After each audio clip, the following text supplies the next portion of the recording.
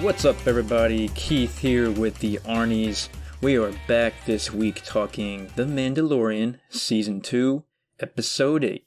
I'm joined here with my old pals, Matthew Johnson and Austin Terry. But before we go any further, you may have noticed this is not your normal main episode of the Arnies. Nope. Matthew, tell them who we are and what we're doing. Well, thank God, because it's the last time I have to say for a while.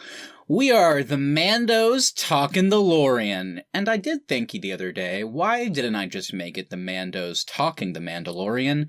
And I don't know. I really don't know. Something I wish I would have thought of earlier, because I don't feel like an idiot saying that. Anyway, I'm happy to be here. It's obviously a big episode, breaking down the finale. Lots to talk about, lots to speculate on. Austin, gotta bring you in as well. How are you doing? Well, all I gotta say is, dang, Ferrick, I'm so happy to be here. Ah, son of a mud scrapper. No, I'm doing great. We're here for the finale. And of course, that means it is the finale of our Star Wars characters. So I thought today there's just no better way to round out our characters than selecting our lightsaber colors. Yes. Well, we know Keith's is red because he's a Sith. I think I'll go with green. I'll do orange. Where's the orange lightsabers at? We need more of them. I think we're losing out. Plo Koon is the only one. You're right. How could I forget Master Plo Koon? But yes, I think I'm going to go orange for now. But that could change on a dime at any point. We'll see. Austin, how about you? I think in honor of my Among Us color, I'm going to be cyan for my lightsaber. Oh, that's really annoying, actually, because everybody else's is blue, so yours is just slightly off. Well, just like my force power, I'm keeping my shoelaces slightly tighter than normal, so why not be a slightly lighter color of blue? That actually kind of fits in with mine as well. The force power I chose was to have such a strong force push ability that I could basically just constantly point at the ground and propel myself to fly. And as we recall, Master Plo Koon of the orange lightsaber died while in flight during Order 66. So maybe, actually not maybe, hopefully I will meet the same fate. Before we get into the episode, since I was missing last week, Keith, if you had to sum up your thoughts in one sentence on episode 7, what would you say? I would say that it was good. It's beautiful. It's beautiful. All right, Austin, let everybody know what are your thoughts on season 2 up to this point, now that we're at the finale. One last time, we'll do non-spoilers, so just let everybody know now that we've seen the whole season. What are your general thoughts? Yeah, season 2 really turned out to be just a really fun thrill for me. I think after a sluggish premiere, it took me a sec to get on board. But once the season got rolling, I found myself really, really enjoying and looking forward to it every week. I think the season has some truly special moments for the Star Wars franchise as a whole. It introduced some exciting new characters and it developed into a really fun story and exciting story as well. In terms of the finale, though, it was great. I think you could say this was a bit of a heist episode. The action was top-notch, and I really enjoyed the team that we assembled to take on Gideon's light cruiser. I would also say this episode and season culminated with a very intriguing cameo that I'm curious to see how it impacts the rest of the show as a whole going forward. I also think we now have a little bit of a roadmap for season 3. I wish there was another episode next week because I can't wait to see where we go from here. Yeah, I'm pretty much on board with that. I really loved this season. There was not an episode that I didn't like in the bunch. I kind of got over that whole thing from season 1 where I just didn't like how nothing really felt like... there was just no payoff until the finale, and I don't like when shows do that. You have to be giving us constant, there needs to be some kind of roadmap, and it's fine to do side quests, but there has to be a purpose, and that's what season 2 nailed. Even whenever there's not something going on that's directly advancing the story they've set up, it's always cool, it's always hinting at what's to come, and it's always in the background. There's always something that is teasing the larger story. So they figured out the balance this season, which is what I loved about it. And yeah, the finale certainly wasn't one of my favorite episodes of the season, but kind of like Austin said, I still had a blast with it. I still really enjoyed it. There were some amazingly high moments, and I think more than any of that, I'm just very curious how the show will continue. What's going to happen? What's season 3 looking like? What's the future? So we'll see, but very much would recommend this season. Keith, what about you? Give us your kind of quick thoughts on season 2, and then how do you feel about the finale? I stand by from what I've said before about season 2 and the fact that the side stories, as long as they're doing something cool with them, then I don't mind them putting them in there. I think the only episode that I really didn't care for too much was the second episode with the spiders. Just really didn't get too much out of that episode. As far as the finale, I'm kind of with you, Matthew. Not my top episode out of the season, but still a good one. And we definitely got some crazy surprise, that we'll get into later. Well, Keith, should we throw up a spoiler warning so we can get into it? If you have not watched Season 2, Episode 8 of The Mandalorian yet, please go watch it now before you go any further listening to this episode. Yeah, give us a pause, go check out the finale, and then come on back and we'll be here waiting for you.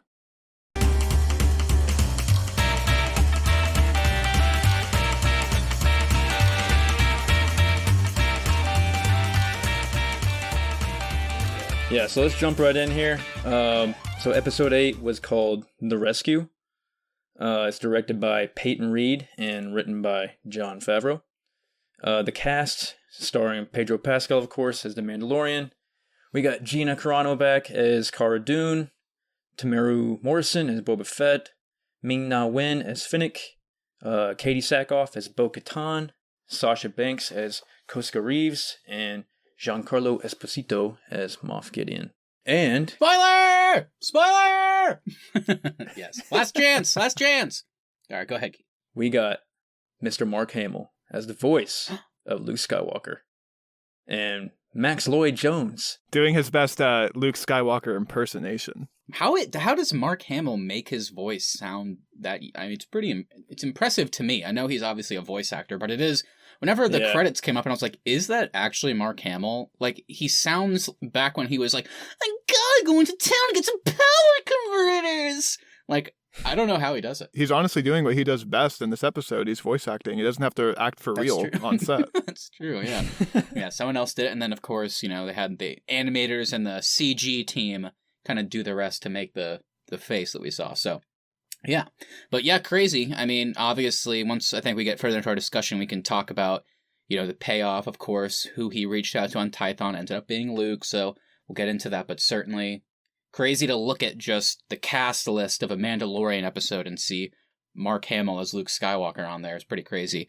And then the only other thing to mention here, just because it's actually a good segue from what Keith mentioned, I was really disappointed when they...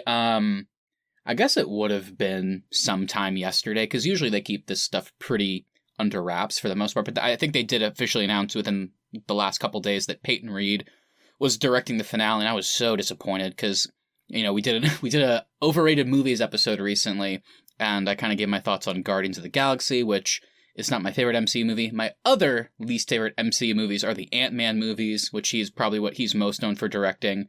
Not a fan. I think he's really bland when it comes to directing. And he also, Keith, he directed the Spiders episode. He directed the second episode of this season, which is, I still liked it, but it was my least favorite. So whenever they announced it, I was like, really? I mean, not even like Jon Favreau's going to write and direct. Like, not Dave Filoni's not coming back. Anybody else? But you know what? I kind of liked it. Wasn't great, but I liked it. Yeah, I don't think it's certainly not the high point of the season, but I mean, I think this one's good, though. I enjoyed the finale. Mm-hmm. Me too.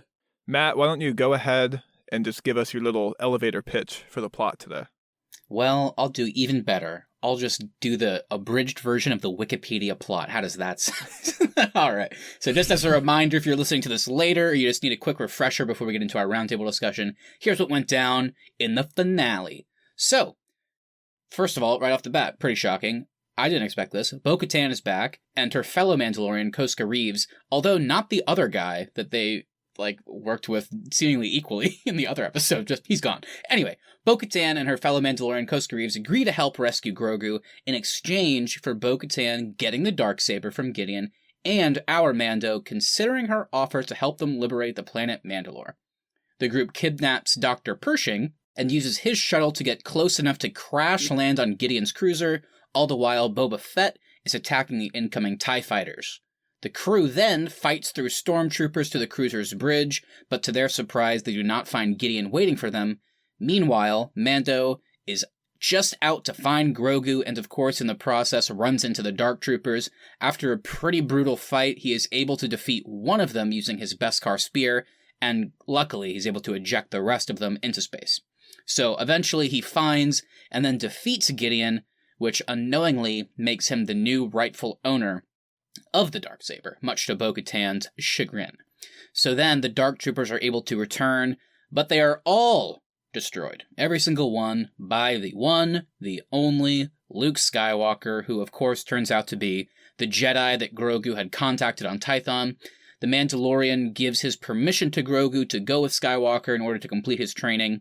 After that, we get a kind of post-credit sequence where we see Boba Fett and Fennec Shand travel back to Jabba's palace on Tatooine, where Fett kills Bib Fortuna, and he and Fennec essentially sit and lay claim to Jabba's throne. Let's go ahead and jump into the discussion. Who wants to take it away? Like Keith kind of mentioned, we really just get right into the thick of things here. So the intro to this is essentially, we're just in the middle of the action. We're already with Dr. Pershing, which surprised me. So I was just curious with you guys, like, thinking about everything that happened before getting on the light cruiser. We have chasing down the Doctor, and then Bo-Katan's reintroduction and all that. How'd you guys feel about the intro? Because for me, it felt, I don't know if rush is the right word, it just felt a bit odd, and also there was some really weird, like, some of the worst acting in the series so far from the pilots here. And then also just, I don't know what it was. Maybe it's the fact that they've been able to do so much practical in this season. And then here it's like, I mean, they're in space, so there's lots of fighting. And like they had to rely on a lot of visual effects. And I guess for me, it was the first time I was like, these ships don't look very good. And like, ooh, some of these blasters and all that doesn't look very good. There's a moment where Boba Fett fires like some ion cannon or whatever to electrocute them, and like the lightning is just like comical. Like, so the intro as a whole for me was a bit weak. I was curious what you guys thought about everything before the light cruiser stuff. I thought it was an effective opening to get us kind of right into the plot. The thing I found the weirdest of this was it's just weird how the Doctor is immediately like, okay, I'll help you. Here's all the plans to the ship. You know, like if you're an Imperial Doctor, it seems like at that stage in your career, you might be a little bit more bought in and try to resist a little bit more. So yeah, because to that point, there's a difference between begrudgingly helping somebody and then actually seeming like you want to help. It seems like he's like jumping at the opportunity. Yeah, because it seemed if he didn't want to help, he should have been giving them the bare minimum of information. It seemed like because they don't know. He probably could have gotten by being pretty vague or just like, oh, he should be in this area. So, but he was just like, he wanted to contribute. So I didn't remember a lot about Dr. Pershing from season 1.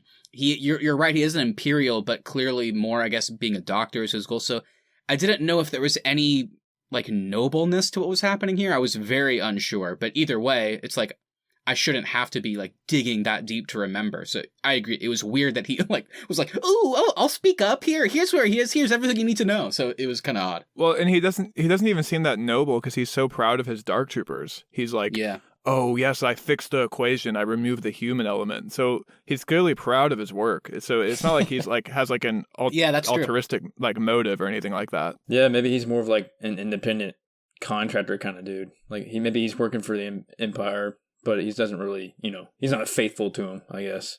Is this also the first time that they've confirmed he's a clone engineer? I think they said that in season 1, because I think there was parts where it was clearly referencing like Camino stuff and all that. So it was like, oh, there must be some type of connection. So clearly he does stuff with clones. And I guess we did know that because we saw Dr. Pershing in that episode with where they break into that base and they find out kind of like what they're trying to use Grogu's blood for, is they're harvesting it in order to create these clones, not of Grogu, but just they have this like model of clone that they're trying to manufacture something, which we still don't really know anything about.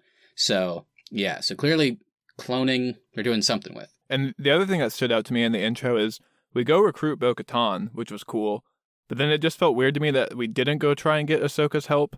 Like, I got why, obviously, as the episode kept going, because we already had another Jedi on the way, but it just felt weird that we go get our first, like, kind of counterpart that we met this season, but then we don't even try to get the more powerful person that could help us, which would be Ahsoka. Didn't they kind of say, though, that was over for her? Well, she said she can't train him, but you would think if Mando went back to her and was like, hey, the dark side has the kid, like, you think Ahsoka would be like, oh, fuck, well, I gotta come help now, Yeah, I don't know. It was weird. I mean, like I mentioned at the top, I was just surprised they even felt the need to recruit Bo-Katan at all. Like, it seemed like whenever they let Bill Burr go at the end of the last episode, it was like, okay, we have our team. It's just us. So now let's go. We know where to go.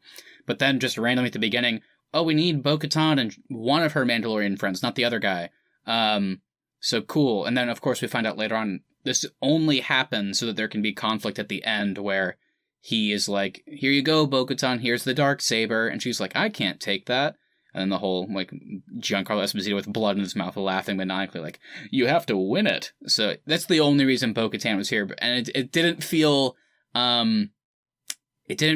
smooth for me. It kind of felt, like, noticeable. Like, oh, that's why they're here. Because why do you let Mayfield go at the end? Because he clearly would have helped. Especially since you had, like, a hold over him, you could have made him help, and he would have. So it was just odd that, like, the last episode ends like, hey, get out of here, pal. And this one starts like, fuck, we need your help with, like, another group. But that being said, dude, just the shot off to the side and just seeing Mando's helmet and then just slightly to the, like, in front is Boba Fett. They're just, like, with each other. I was like, that's cool. And I loved the Boba Fett Bo-Katan interaction, which then led to the cool little fight between him and Koska Reeves. I was like, this is cool. And I loved Bo-Katan, like he's describing, this is my father's armor. She's like, you're not a Mandalorian. I've heard your voice 1,000 times. And then he's like, that was awesome. And he's like, yeah, and it's going to be your last. And I was like, oh. That was badass. That was pretty cool. So you did mention the Darksaber there, Matt. We do learn a little bit more about it in this episode. We learn that just like a lightsaber can cut through anything except for Beskar armor. We also learn that whoever has it or wields it has a rightful claim to the Mandalore throne. And we also learn that in order to wield it, you have to win it in combat, which is kind of the trick that Moff Gideon pulls on Mando, where he makes him fight and claim the saber in combat, and then he goes and shows it to Bo-Katan, and she can't take it. So what do you think this means for their relationship?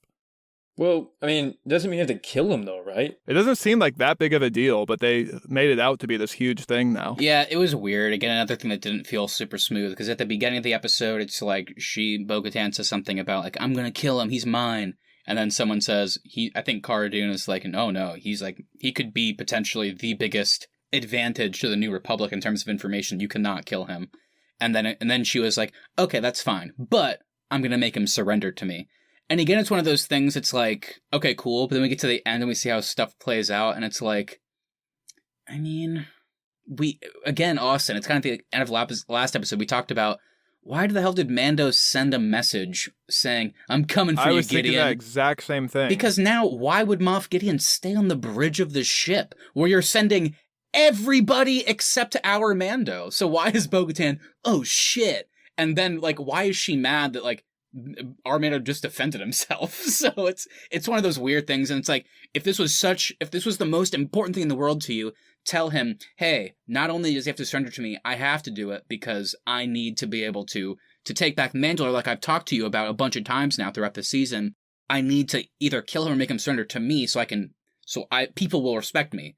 And it just was like, I just won't tell him. I'll just hope it works out. It's like, oh, that's so stupid. I hated that. I do love the line, though, where Mando's like, fine, I yield. Here, take it. Like, he does not give a shit at all about this. No, he doesn't care at all, as he should. But also, to your point, Matt, like, I was thinking about the message, too, because it seems so weird that their plan is like, we're going to sneak aboard. But of course, we just saw Moff Gideon get this message from Mando, so he's now on high alert. So when they are trying to sneak aboard on the cruiser, he immediately sends out all the TIE fighters, because he's like, of course this is a trap. Like, it just seems so weird. Yeah, it was extremely bizarre. Yeah. Yeah, I did not get that. That being said, though, I mean, again, we can also praise the choice, because now, like Austin said, I think there's going to be some really cool, not only tension, but it's like, how do Bo-Katan and Mando resolve this? And now, like, at the beginning, she was like, not only do I need the Darksaber, but if I'm going to do this, I want you to actually consider helping us retake Mandalore.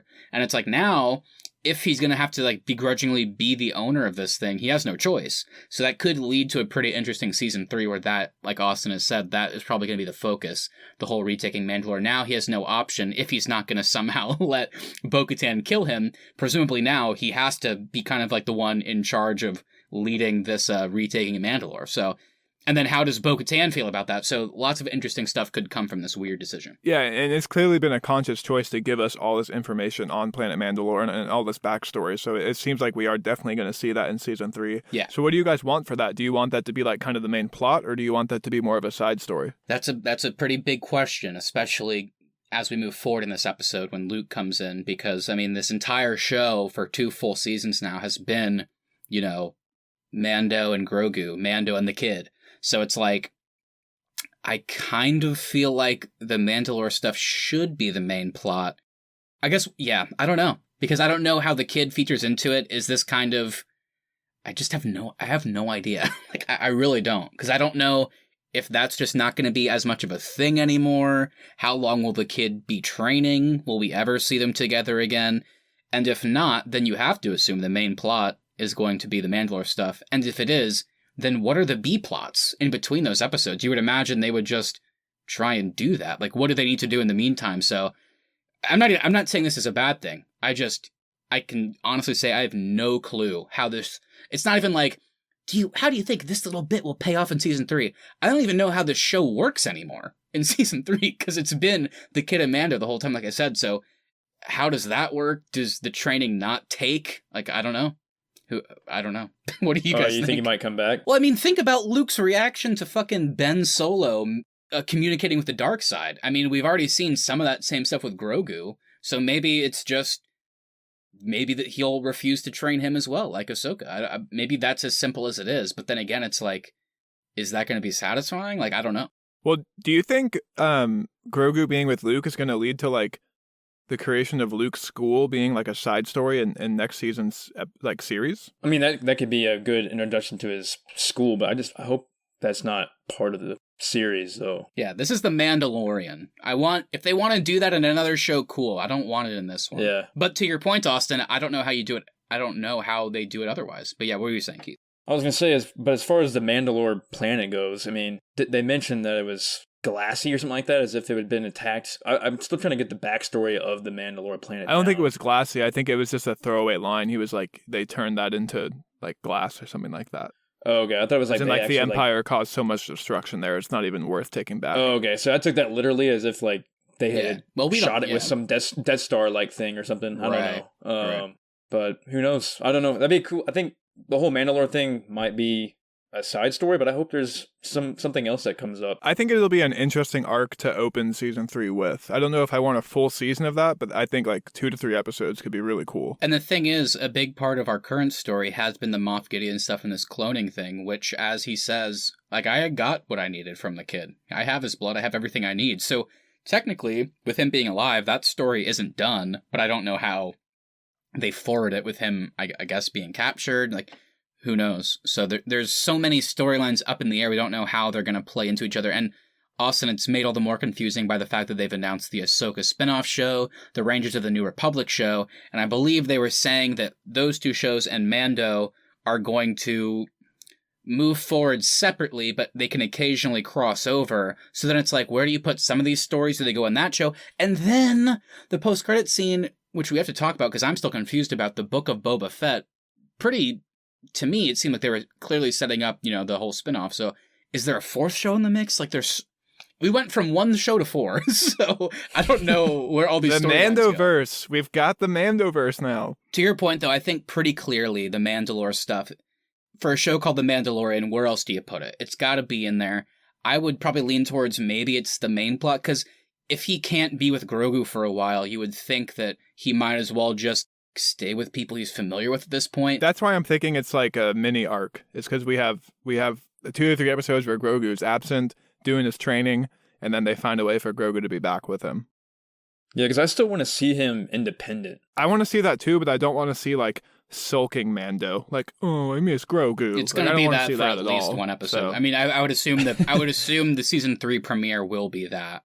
But again, I mean, I also wouldn't be surprised if we get like maybe 1 episode that kind of ties those things together where maybe they do set up maybe Grogu is Luke's first apprentice, I guess, perhaps. But we also know that Leia was a factor. I don't know if Leia was technically Luke's apprentice, though, based on Rise of Skywalker flashbacks. So Grogu seemingly would be a bit more... That would make more sense. But again, how long does that last? Was the training complete? Where the hell was Grogu during Last Jedi? Because we're not crazy far off from that, especially factoring in how many years Ben Solo was training for before the events of those movies. So it's like, how does that play in? So I would have to imagine there's going to be like 1 episode where they try and maybe connect some of the dots to the sequel trilogy.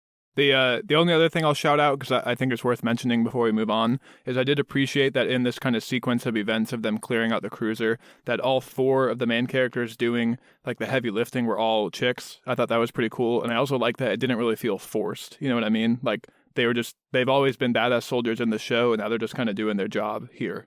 Oh yeah, it was awesome.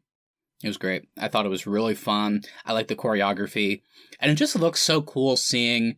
I'll just call them Mandalorians, just in live action. I like Bo-Katan. I just like their armor better. They're just more fun and like vibrant to look at. And like there was some like such cool choreography where they're on that little skinny walkway, and Fennec and Cara Dune, like her guns jams, like shit, we're fucked, and then just the other Mandos like fly up from like above and just take them all out. So tons of awesome action in this episode. It was awesome. Yeah, it was great to watch. I love Cara Dune's gun too. Why don't they equip all of the New Republic soldiers with those weapons? Yeah, where did that come from? Has she always had that? I couldn't even remember. She had it in the first season. Okay. Yeah, that was really good. And what about her getting pissed off that it got jammed? She kept that was... cursing, but Star Wars cursing. I know, but then she uses it as a melee weapon, which was awesome too. So she made it work. Thank God. She's a tough gal. Yeah. Let's talk about the Dark Troopers real quick. I thought these guys looked pretty badass and actually kind of scary in a way. Oh, really? I think they're so lame. Really? Yeah, I don't find them interesting at all. I would have rather just had the little gray droids from Attack of the Clones. They basically do the same thing. And also, I'm glad you brought this up, Keith. Is Skrillex writing the theme song for these Dark Troopers? It was like awesome. A dubstep remix. It was awesome. Yeah, that was weird. I loved it. But it was cool. I loved it. Yeah, I guess I'm in the middle. I don't like...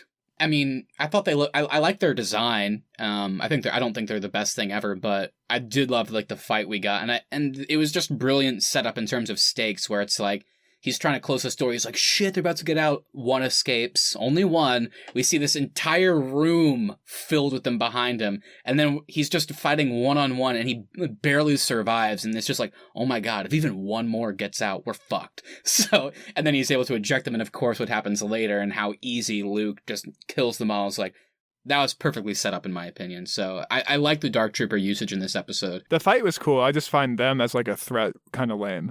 Yeah. Well, I thought it was cool whenever they get sucked out of the ship, and then like later on they're all back. Mm-hmm. Shows kind of how strong they are. Yeah. Did you like the little homage to Rock'em Sock'em Robots when they're punching the door? Yeah, that was fun. The punches were funny. You just kept it was like kind of slow motion. It was like it would go back and then. I'm doing that against Mando's helmet as well. Yeah, so this brings us into Luke Skywalker, because he's the one who destroys the Dark Troopers. So Luke Skywalker is back. Obviously, this is the big thing to talk about with this episode. We've talked a lot in the build-up to this episode about who was going to show up, which Jedi would be, and all that. This seemed to be the most obvious, and I remember, when we were predicting it, we were thinking either him or Leia. Austin, are you disappointed that it wasn't Leia? I am disappointed, but I'm choosing to be happy. Oh, wow. That's so kind of you for the holidays. I'm listening to all the Christmas music. No, I mean, I was underwhelmed, I guess I'd say, by it, because Luke Skywalker is such a big part of this franchise. I felt like they really had an opportunity to do something different, especially with this being live action. With all that being said, though, the choreography of everything he does is so cool. Yeah.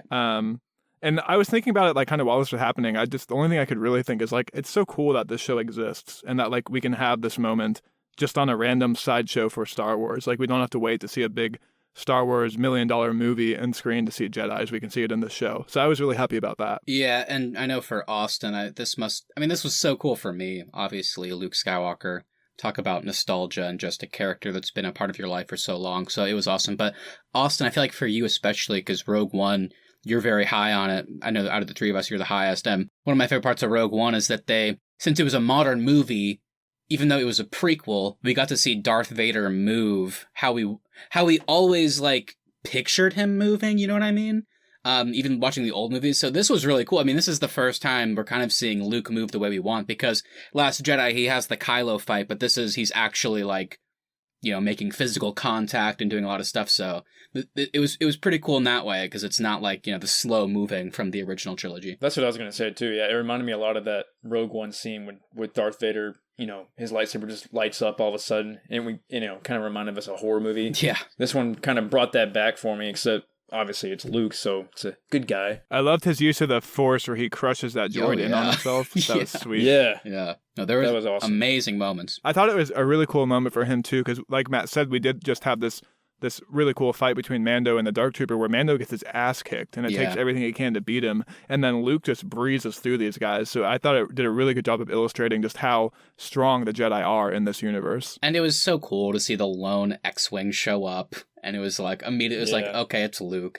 And then as he walks out and he's in all black, and then you notice one hand has a glove, the other doesn't. It's like, okay, it's definitely Luke. It's a green lightsaber. But it's weird because, like Austin said... I don't know why. When I saw that X-Wing, I thought it was Ahsoka. Like, I literally have in my notes, Ahsoka's here, and then dash, never mind, green lightsaber. So the green lightsaber moment was cool, because that's when I was like, oh, okay, it's Luke. Just, it worked for me. I kind of like Austin said. It was certainly, without a doubt, the most obvious choice. I don't blame them, because, again, you don't have a lot of choices in this period of Star Wars in terms of who's alive. So if you're not going to do a Force Ghost, you have just a couple options in terms of who can show up. But they made it not disappointing with just how they did the choreography, how the action looked, and it was worth it. So it worked for me until we get to the actual reveal. As you guys know, I think I just with some CG stuff, I just don't think we're anywhere near people want to be in terms of like de-aging and that kind of stuff, because the Luke thing looked amazing for me. Whenever he pulled off his hood, I was like, oh my God. Like, that's amazing. And then as it went on, it's just one of those things, it's so hard to make lips move. And then he spoke. Yeah, the way lips move, the way real people talk, you can't do. And, like, putting teeth in there, and it's just like, yeah. It's whenever they start talking, that's when it gets ruined, because you can't animate a mouth like a real person talks. So it's tough. The syncing was off, too. His lips stopped moving before Mark Hamill got done speaking. Yeah, it was a bit egregious. But again, it's like, for me, who like just laughed out loud during when we were watching Justice League and talking about that, I still enjoyed it. I mean, yes, as the scene went on, I was like, wow, okay, yeah, that doesn't look so good. But I didn't care. I expected it to, which helped. I expected a CG de-aged Mark Hamill. That's kind of always what I was assuming what would happen. But it wasn't disappointing, just from the build-up to it, and then how the scene played out. The dialogue was good, the performance was good. Could it have looked better? Ideally, I didn't care, because it was still so fun. Did he have nothing to say about Gideon? He just shows up, takes the kid, and leaves. Like, you would think he would want to take Gideon back to the New Republic as well. I kind of assume Cara Dune's going to do that. But he doesn't know Cara Dune. All he sees is just, like, 6 random people who, for all he knows, could just be stealing a cruiser. Yeah, but at this point, Luke is presumably doing his own thing. Obviously, the Republic knew, the old Republic, if you want to call it that, knew who he was. But this new thing, I mean, I don't think he has the same jurisdiction in terms of, I'll take him. I think Cara Dune, as someone that's actually like a sheriff, I guess, would have that right. But again, we didn't get a conversation, and we don't, I guess, to that point, Austin, maybe it highlights that Luke doesn't know who Gideon is or what they're doing. So maybe that's the more interesting aspect, yeah? It's still pretty clear it's an Imperial cruiser, though. Like, he's seen enough of those to go, yeah, that is odd now that you mention it. Yeah, he's only there for the kid, yeah. I was going to say, keep in mind, remember, this takes place right after Return of Jedi, when they just defeated the Empire. So all the reason he should be more concerned that there's an Empire cruiser with all these brand new troopers he's never seen before on it. No, I'm with you on that. I'm just saying maybe like in his mind he's, kind of just thinks it's just like remainder of the people just kind of still left out there in the galaxy, so he doesn't really care, and he's not quite aware of the whole First Order thing building up yet. Right. And to that point, it would have been really, really awkward based on how the moment played out. It's like, you have to focus on Mando saying bye to Grogu. But in the reality of the situation, it probably would have made more sense if Mando was like, oh, hey, man, before you go, just FYI, I've been hearing multiple times now that they're harvesting his blood and they're doing stuff with it. As someone that's also one with the Force, do you think that sounds kind of scary? Like, that would have been a bit more, like, realistic, that he warns him that, hey, he's taking Force-sensitive blood and doing fucked up shit with it. Instead, he just, like, goes in the elevator and credits roll, written by Jon Favreau. See, that's a dialogue choice in a video game where they say, how much information do you want to give Luke Skywalker if you're playing as the Mandalorian? Yeah, meanwhile, Pedro Pascal has to, like, take off his helmet and cry on camera instead. So I get why they do it, but it's just, Especially if the cloning thing has anything to do with the creation of Snoke, too. I still think so. I still think it might. So we'll see. Oh, God, I hope not. Why? That'd be a cool intro. I want to see the creation of the First Order, but I don't want that much tie-in from this show That's to fair. the movies. That's fair. I gotcha. That's fair.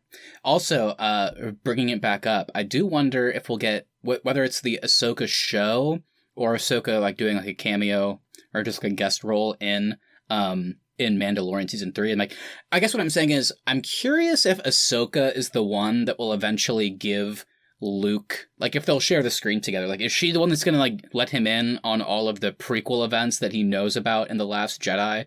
I just kind of want to see them on screen together since she was Anakin's apprentice. I think that could be kind of cool. Anyway. I think that'd be so cool. Yeah. I would love that. Well, speaking of Mando taking his helmet off, he does do that once again in this episode. It's to say goodbye to Grogu. He lets Grogu kind of see and touch his face. It's a really sweet moment. I really liked it in this episode, and as Matt, you know, I really didn't like the helmet taking off sequence in last week's episode, and that kind of brings me to my point here. I think it would have been more impactful in this week's episode if he hadn't taken it off yet all season. Yeah, I can kind of agree with that, Austin. And yeah, because it wasn't quite as meaningful, this time, I guess, since we just saw it. It's tough because I was on the opposite side. I really loved the moment last week because it felt like there was just literally no other option. So it's like, okay, and like we talked about as well, in season 1, yes, he's taking off his helmet, but it is in front of a droid, so there is like a loophole that still makes him one with his creed or whatever.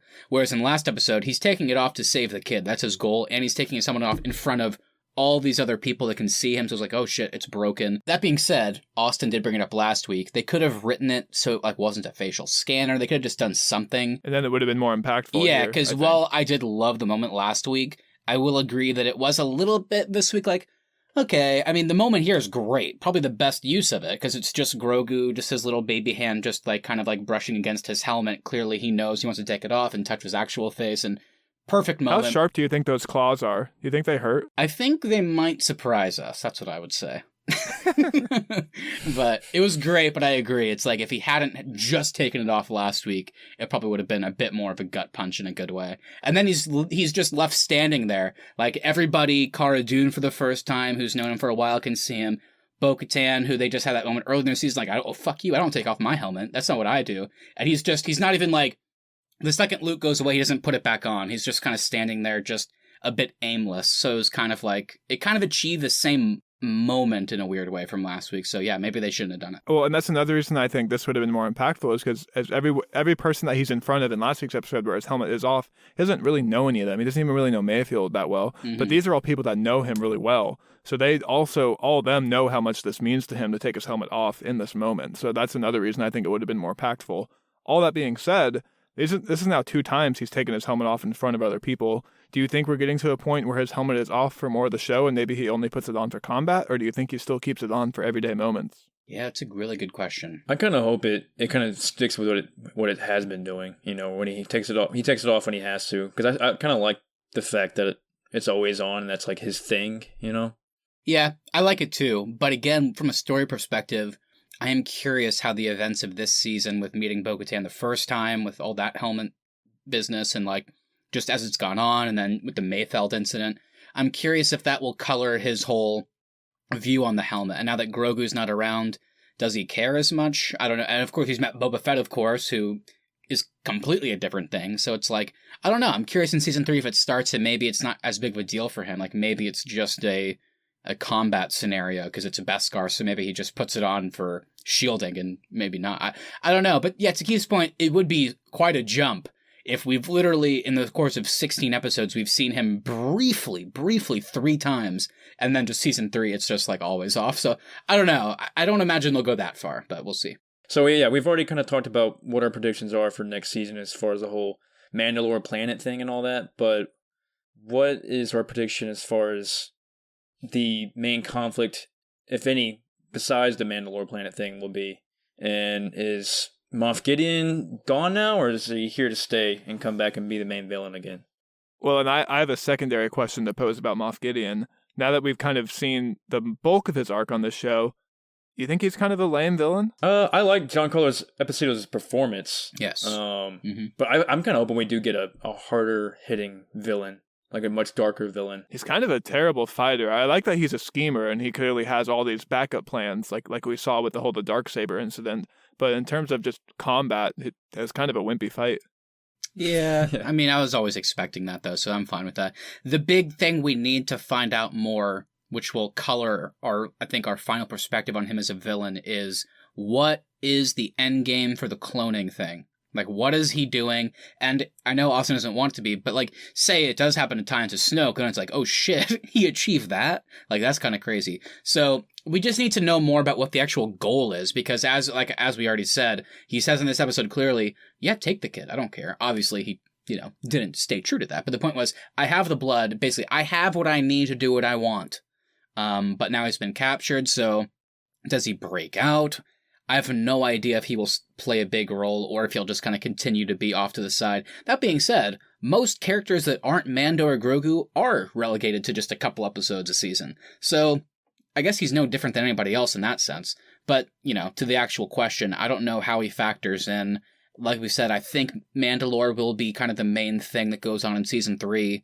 I don't know what the side stuff will be. I have to imagine maybe Grogu returning will be, but I really just don't know. I really don't know. I kind of hope Gideon is not back next season, but I could see if they kind of do like a Boys season 2 thing where they bring in a villain who's like, I'm Gideon's boss or something like that. Yeah, which does he have one?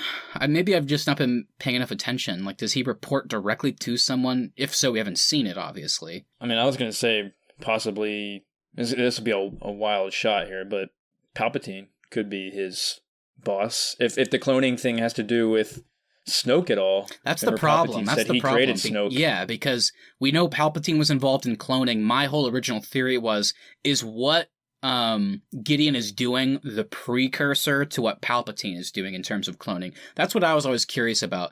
But that being said, it's like, do they know Palpatine's alive? It's been 5-6 years since Return of the Jedi, so we just don't know, because Rise of Skywalker just dropped it on us that he's been working off an Exegol.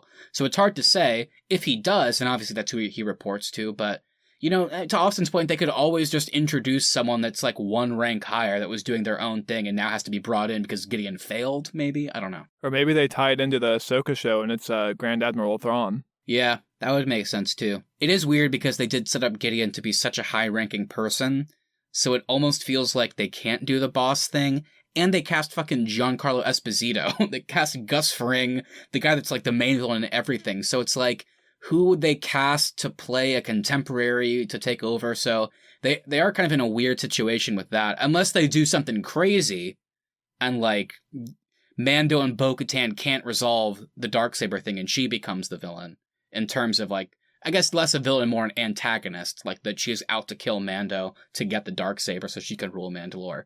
So I don't know, they could do anything. As for the Palpatine thing though, guys, you got to stop putting these ideas out there. You got to save Star Wars from themselves. I'm not doing it. That was Keith. That was Keith. I don't want y'all were putting the Force Ghost out there. I'm not putting Luke out there. You like the Force Ghost idea. I don't need Palpatine. Here's my impression I hated of me the saying Force it should be Ghost Force idea. Ghost, Mace Windu, and Yoda last week. Also was like, no, I said it should be a live Mace Windu. I'm Austin. I said it should be a live Mace Windu rehashing their old conflict with him killing his dad. That would have been cool. That would have been joking new. About Keith. You listened to the episode. I was like, how funny would it be if a live Mace Windu came back, and the second he did, Boba Fett just started shooting him, and Austin was like, "Oh, we gotta see that." That would have been cool. That would have been something somewhat new. Not fucking Palpatine or the Force Ghost. We do that every 2 movies. I don't want Palpatine. And I will say... No, I'm not saying I want Palpatine. Robbed. I'm just saying it could be. I'm not saying I want it. Robbed. We should have gotten a live Mace Windu. I will stand by that. That's still what I wanted to see. That's what I want too, man. He said Mace Windu would come in holding Jango's head and just yell at Boba, "Fuck you!" and throw his dad's head at him. That was a joke. Just the idea of a Boba Mace Windu conversation was interesting to me because we hadn't talked about that yet, and I hadn't even thought about that. Well, it's going to be Palpatine. He's going to be the main villain in every single of the 10 Star Wars shows that they've announced will be coming out. He's the main villain of Ahsoka. Grand Admiral Thrawn will die in season 1, and then he'll be the main villain going forward. Rangers of the New Republic, it's going to be about that fat fighter pilot. His main villain is just Palpatine in a TIE fighter. That's the guy that he chases through 5 seasons. It's going to be great. And then for all of the next 10 movies, they're going to be teasing the arrival of a new Jedi, and then it's just going to be Luke Skywalker again. I know. I can't wait. We shouldn't have been surprised, by the way. They're always going to do the predictable thing when it comes to Star Wars. That's what I mean. We got to save Star Wars from themselves. Well, as far as the Mando's future goes, y'all think he's gonna get a new ship, a new Razor Crest like ship? Yeah, it's gonna be that ship that Palpatine used in Return of the Jedi, I think. Maybe he gets an old ship from the Clone Wars, one of the drop carriers. Or maybe he runs into Han and Chewie and he rides the Millennium Falcon. Yes, Mando was the one using the Millennium Falcon. He crash landed it on And that's how we get a crossover with the Lando show. Palpatine, also the villain of the Lando show, I hear.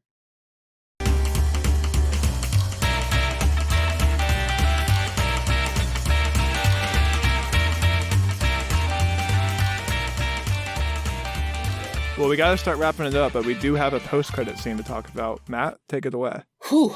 We see Boba Fett and Fennec return to Jabba's palace on Tatooine. They kill Bib Fortuna, who has been just ruling in the process. They kill everybody, and then Boba takes the throne with Fennec by his side. And then, as it ends, they drop the title, The Book of Boba Fett, coming December 2021. And I didn't expect this. Like we already talked about, I thought Boba and Fennec would continue to play like a recurring side character side going forward in Mando, and that could still happen. But I'm confused, I gotta say, because at the Disney Investor Day that Austin and I kind of talked a little bit about last week, they announced that Mando Season 3 was coming in December 2021. And if that's the case, how can this also be doing that? That just would be so weird if they're just like alternating weeks. And the only thing I thought about, is it possible that The Mandalorian Season 3 is the Book of Boba Fett? I hope not. Me neither. But I'm nervous, because like they haven't given us any info about this. Like, they're both coming the same month, potentially. Like, that can't be right. Or what if they somehow, it's like a connected season, where somehow like events of one episode of The Mandalorian Season 3 plays into the Book of Boba Fett? Like maybe they premiere on different days or something. I don't want to see that. I wonder if maybe they just said this was coming in December, Mando Season 3 was, just so they could preserve this reveal the following week that we were going to get another spin-off show. So maybe like this will also, maybe Mando will come out like in October again or something, and then once that ends, it'll go right into Book of Boba Fett. So we'll see. Because the only thing I was wondering was like, the usage of the word the book of was like, oh, you know what I mean? It's like the book of Din Djarin's done, so now it's Boba Fett. So that was like, I was like, is that what they're doing? And I have no idea. I haven't seen anything online to say otherwise. People are just as confused as they haven't confirmed or denied it yet. So we'll see. But there's so many storylines to wrap up. That can't be the case. We got to be getting our Mando back for Season 3, I would think. And this is its own thing. I mean, as far as the after credit scenes goes, I thought it was really cool. Yeah.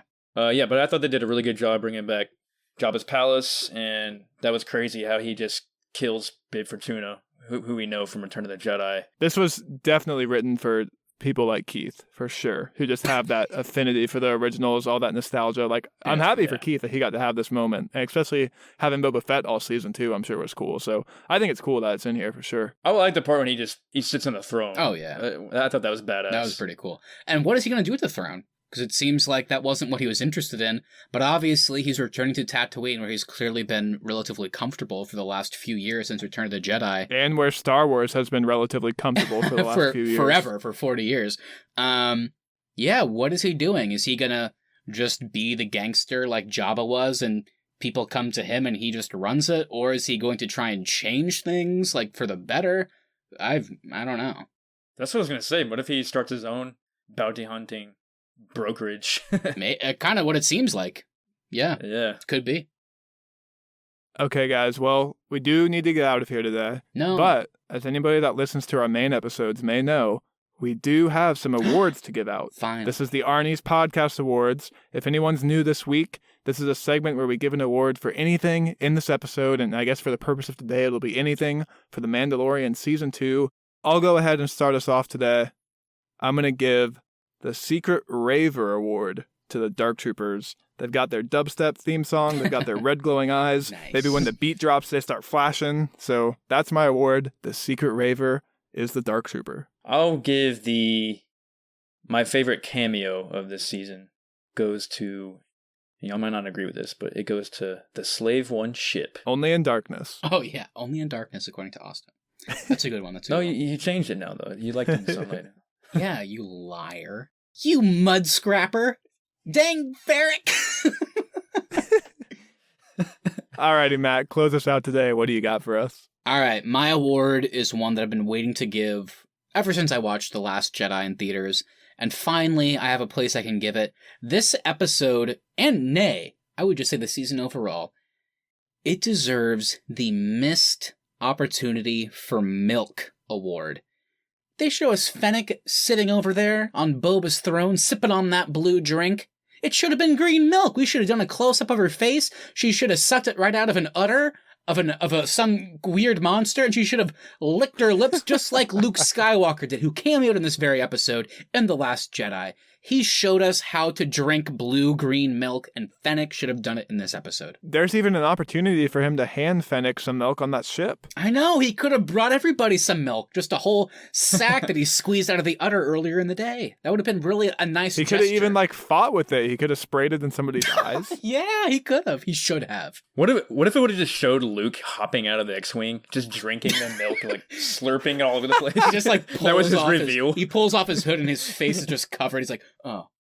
Just wipes his mouth. Some slow motion Top Gun scene climbing out of the fighter jet, tossing back his hood and just guggling down the milk like a beer can or something. Golly. What a missed milk opportunity.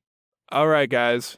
Normally we would close it out after the awards, but since this is the finale of season 2, we figured why not bring back our Star Wars rankings. Let's rank the Mandalorian show in the context of the franchise. Matt, you've always got some good rankings. Go ahead and give us your official Star Wars rankings. All right, here we go. So we got 13 on the list, all of our movies and 2 seasons of The Mandalorian. Here we go. So at 13, hasn't changed, I got Attack of the Clones. 12, as we know, I was very down on The Rise of Skywalker. It has to go there. 11, is it the worst movie out of all of these? It definitely not, but it just didn't hold up and was boring, so I gotta put Return of the Jedi at 11. Number 10, better than I give it credit for, but The Phantom Menace still has too many problems to go higher than that.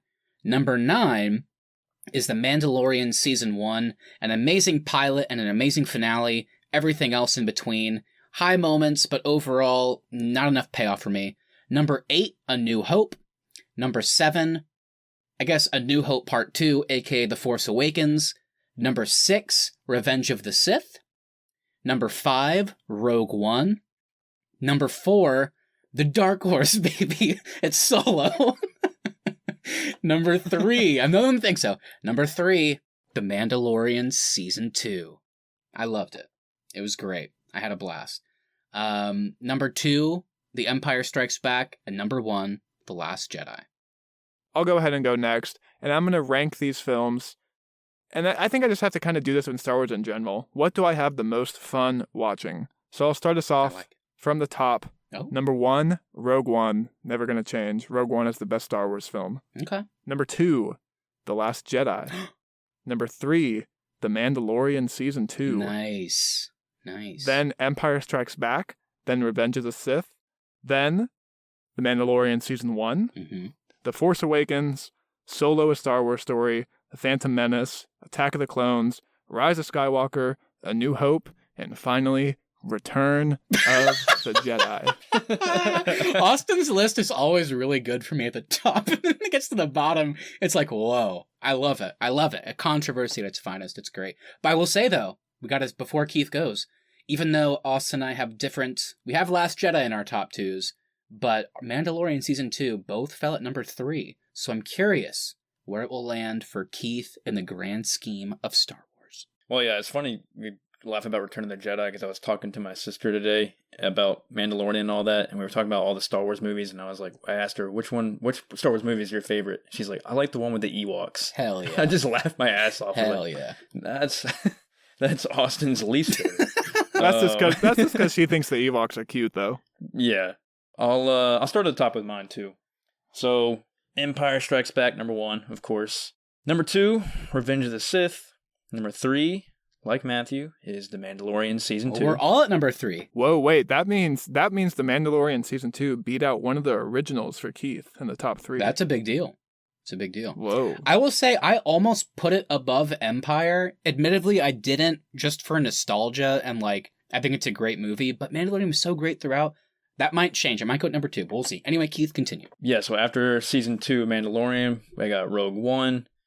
Then I will have The Mandalorian Season 1, New Hope, then Phantom Menace, then Solo, then Last Jedi, Force Awakens, Return of the Jedi, then Rise of Skywalker, then Attack of the Clones. Keith is lowest on Last Jedi. And Solo, guys. Where was Solo? I thought we all loved it. Solo is above Last Jedi. You're the only one that likes Solo. Just come to terms with that. Oh, man. I like Solo. I just don't like it as much as Matt, but I do like My it. favorite review we've ever done might be Solo, because like Keith was actually backing me up on most of my points. I was like, I feel like I have a new friend when it comes to Solo. And Keith and I saw Solo together originally, and like we were like, this is so much better than we thought. And then Keith is like, at number 11, Solo. I was like, what? No, it's at 6 for me. Or no, now it's at All right. Well, I'm sure Matt would love to talk about Solo all day, Let's talk about every Solo day. again. Let's not do it. We're going to close it out today. Thank you, everybody, so much for listening. If you enjoyed this episode, please make sure you hit that subscribe button so you never miss any of our upcoming content. At the Arnies is our social, and the Arnies.media is the website. Also, if you wouldn't mind sharing us with a friend, that really is the best way to help us continue to grow this show. We will be back on Tuesday for the final bracket of 2020. It is time to decide once and for all what the best holiday movie is. So excited. Been watching these movies all month. It's been a blast. And we're finally going to decide which is best. It's going to be heated, and I can't wait. And since this is the finale of something Star Wars related, if any of you out there need more of a Star Wars fix based on the rankings we just did, we reviewed every single Star Wars movie. So go check that out wherever you get your podcast, obviously. Spotify, Amazon Music, Google Play, iTunes, Apple Podcast, all that good stuff. We had a blast doing that. We also just put out an episode reviewing Tenet, the new Christopher Nolan movie. Very mind-bending. It left us a bit confused. We had a fun time breaking it down. And yeah, only a few more episodes before the end of the year. So we're going to be talking Wonder Woman 1984 when that comes out, doing the holiday bracket like Austin mentioned, and we have our special awards, the Arn Academy Awards, coming at the very end of the year to kind of just talk about the year as a whole. So it's going to be fun. And in the spirit that we're reviewing, every episode of a show, a new show as it comes out, we are going to be talking about WandaVision in January. So that's going to be our next show breakdown. It's going to be a blast. Be on the lookout for the Mandos Talking the Visions coming to you soon. I like that title. I can't wait to say it. I like it as well. Yeah, and check us out on Instagram. Feel free to direct message us your thoughts on this episode and future episodes coming up. Did we review Season 2 accurately of Mandalorian? Give us your predictions of Season 3.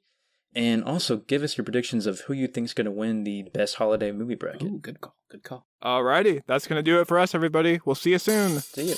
This is the way. Thanks, Eric.